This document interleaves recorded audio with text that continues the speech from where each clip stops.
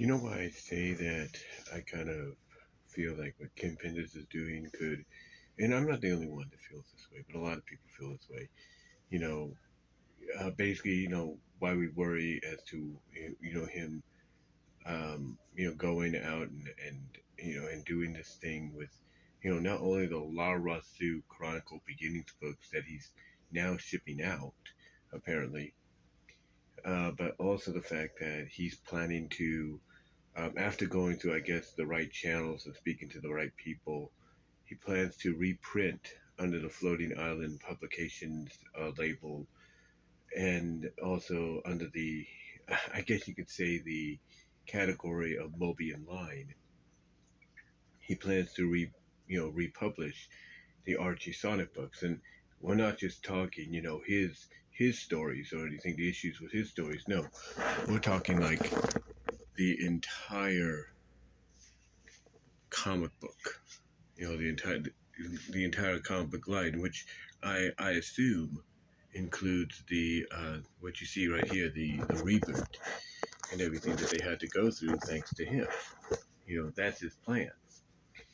And the reason I said what I did yesterday is because it's very risky for him to do this, because it's one thing to probably get away with what he's doing with the Lara-Su Chronicle Beginnings and the reprints of the original publication of the Mobius 25 years later, because that is his works and everything. But, that's still a risk, because the characters in there outside of Lara-Su and Julie-Su, and Crowbar, are, Sonic, Sally, Knuckles, Rotor, Tails, if you will. Those are his characters. Well, not his characters, but those are Sega's characters. Those are Sega's characters. You know, alongside, like I said, the ones that he created, like Julie Sue, Lara-Su, you know, Linda, and so on. You know, and again, it's a risky move, because he's taking a chance on that now, and that's a chance that obviously he'll probably be able to work around, because it's only for right now. It's only those stories that would served primarily as backup stories and everything for a while, for a couple of issues, until like one issue where it was a main story. But outside of that, it's still very questionable. Like, how far is he going to be able to, jog with this? How far is he going to be able to trot with this, if you will, to the finish line? We don't know. But for him to come out, for him to come out and say, "Hey, I'm going to do the comic now. I'm going to do the whole comic line." It's like, are you out of your mind? You can name it anything you want. The characters still in there are Sonic, our Sega IP characters, Sonic the Hedgehog and stuff. And what it reminds me of, what potentially he's going to be doing, is, I don't know if you can see it real well. I'm gonna try to zoom in a little bit here, but it kind of reminds me, if I try to focus it a little bit, it kind of reminds me of that right there. It reminds me of the Supersonic debacle, the Supersonic debacle that,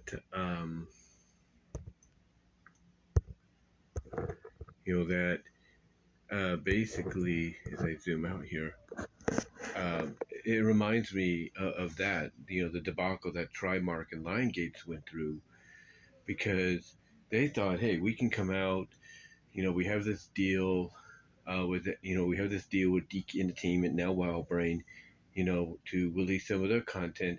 We could do the same with Sonic. Unfortunately, what they didn't realize is that Geek Entertainment was owned, at least, all the distributing rights for their shows at that time were owned by Disney, by Benny Vista. And they didn't have the rights to do that. They may have had some kind of deal going around and everything to release some Geek content, but they didn't have the rights, to publish anything else. Especially, when it came to Sonic. And when that Supersonic came out, Yeah, it sold, but as quickly as it came out, it left. It left. It was gone.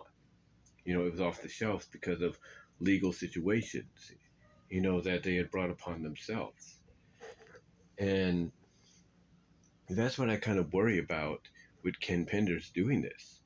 Not just with his Lara-Su Chronicles Beginnings, which is going to contain reprints of the Mobius 25-year storyline that he begun in Archie Sonic, but if he's planning to do exactly what he's saying he's going to do, which is reprint the entire series under the under his floating island publications, I guess you could say name, comic book name, publisher name, as well as alter the name of from Sonic, from Archie Sonic and all that to Mobian Line. I don't know about that. I feel what we're going to get is another Supersonic situation here.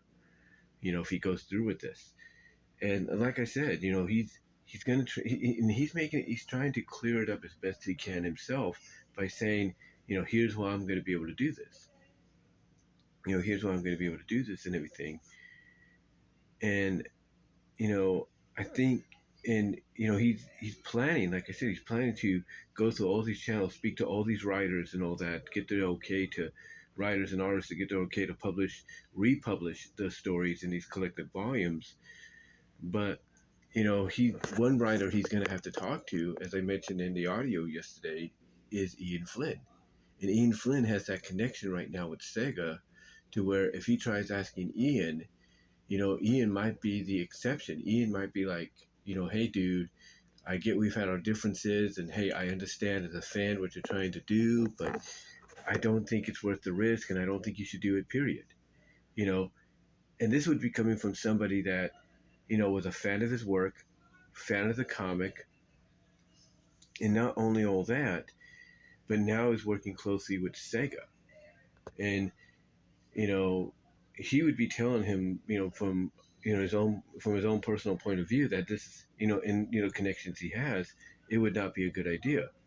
Now, could Ian say, yeah, go ahead, republish my work and everything? Yeah, he could do that.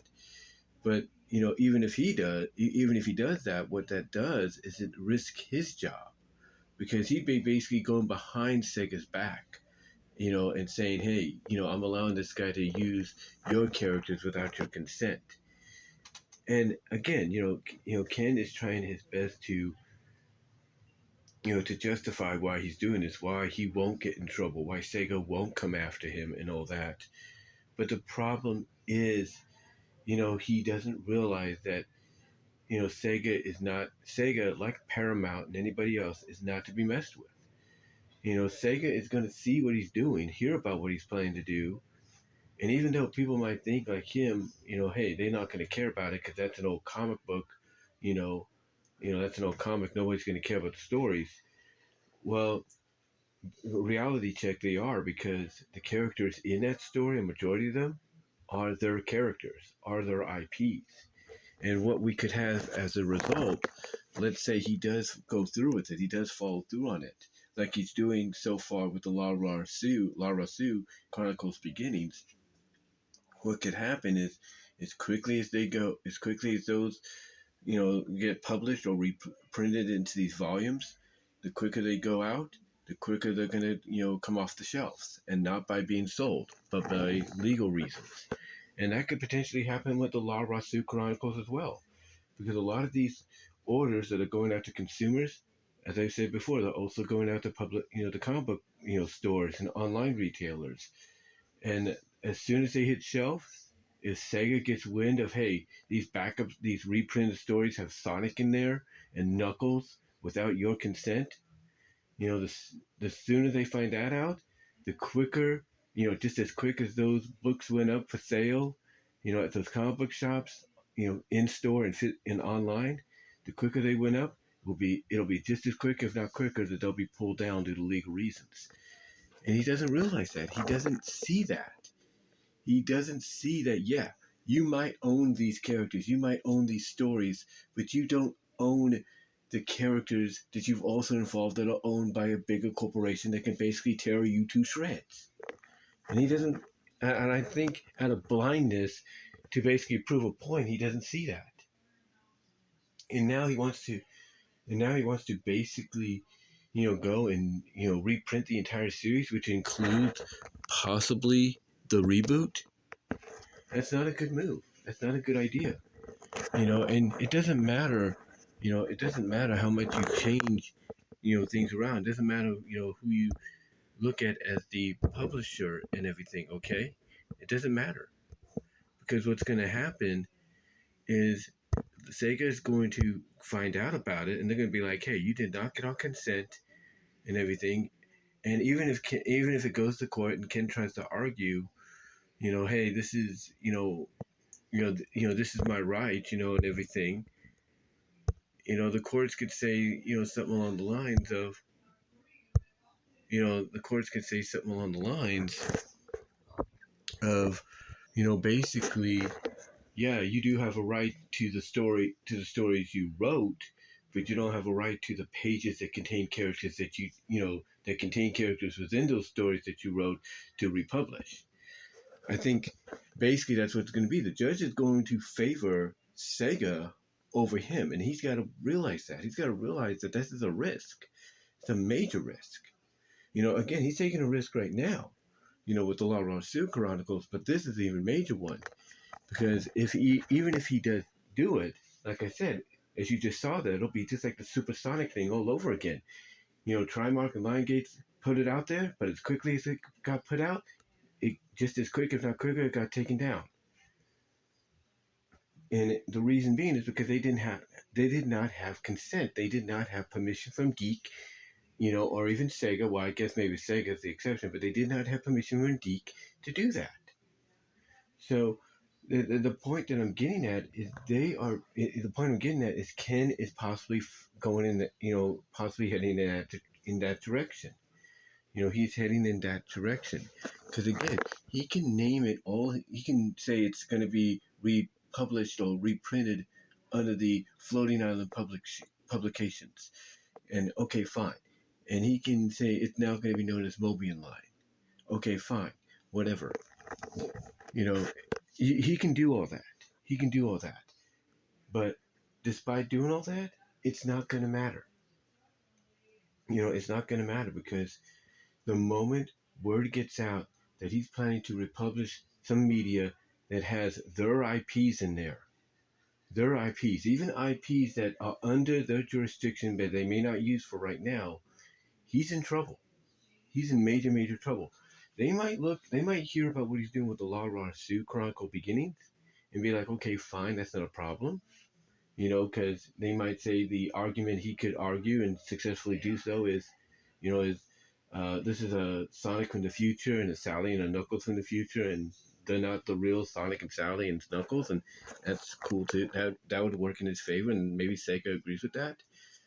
But the moment he starts doing this, if he's able to get all the channels, go through all the channels and get everything he needs to everything he needs to be taken care of, if he's able to do all that, and he tries to start getting that ball rolling, he might as well start paddling in reverse because the moment, word gets out that the reprints and everything are happening, all I can say is, Ken, I hope you have a good attorney team on your hands because you're going to be spending a lot of money, trying to fight this case and win it.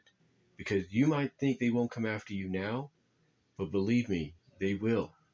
And what it will be is basically the 2024 version of the 2002 debacle that was Trimark and Lionsgate's, attempt to release the Supersonic DVD that I showed you.